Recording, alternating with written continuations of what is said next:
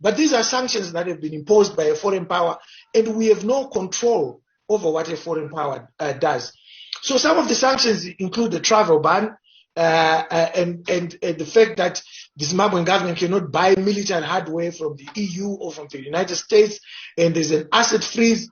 There's a big politician whom I know has got 12 million in America and a property in Miami which was frozen. ZANU-PF knows this.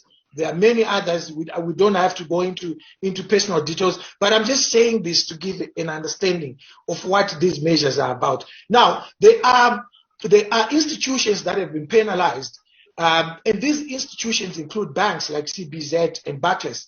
They have been penalized because they violated these sanctions by transacting with individuals that were on sanctions.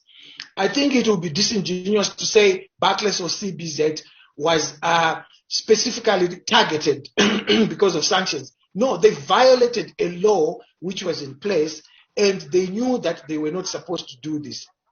And thankfully, I think those issues have been resolved between the American government and those institutions.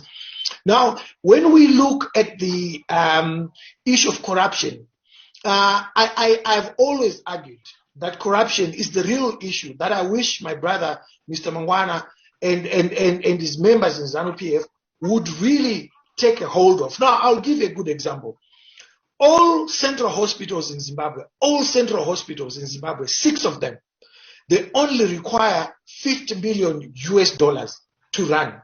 If you ask Mr. Mangwana why we don't have paracetamol at Parenyatwa today, as we don't, and why we don't have paracetamol at Harare Hospital today, as we don't, you will say sanctions. But here's the thing. We only need 50 million for the 6 central hospitals to run smoothly with all that they need and treating their patients without turning people back. The other argument is that we are losing gold, which is being smuggled by ZANU-PF political elites and their surrogates, worth $100 million every month.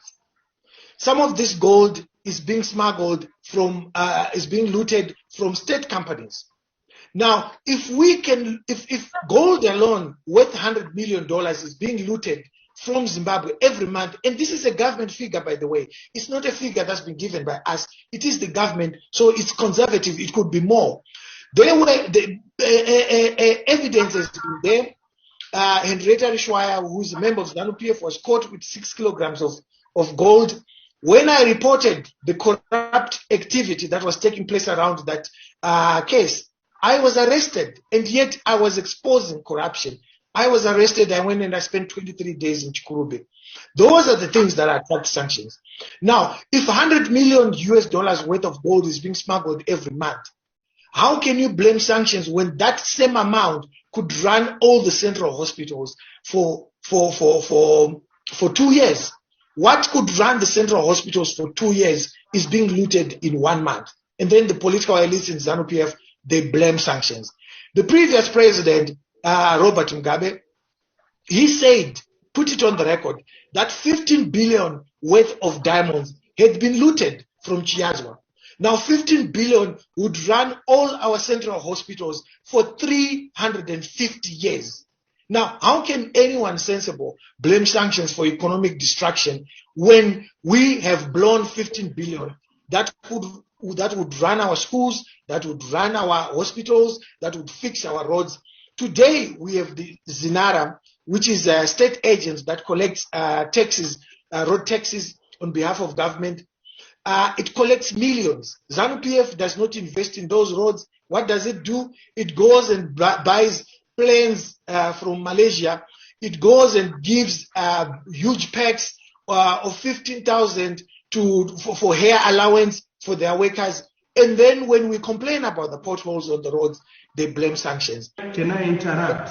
I think this is an unfair panel. You have a one-sided panel. If you want to have a monologue, I'm moving.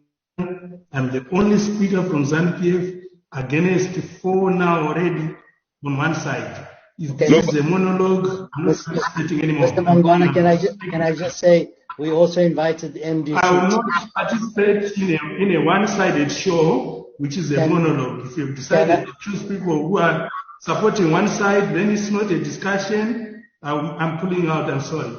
Can you hold on, Mr. Mangwana? We also invited No, I'm not going to continue participating in a one-sided show. Whenever you want us to debate as NPF, make sure that we have a balanced panel. We cannot continue like this. Okay. Okay, thank you. I think anyway, just carry on. With that, let me move to the next speaker.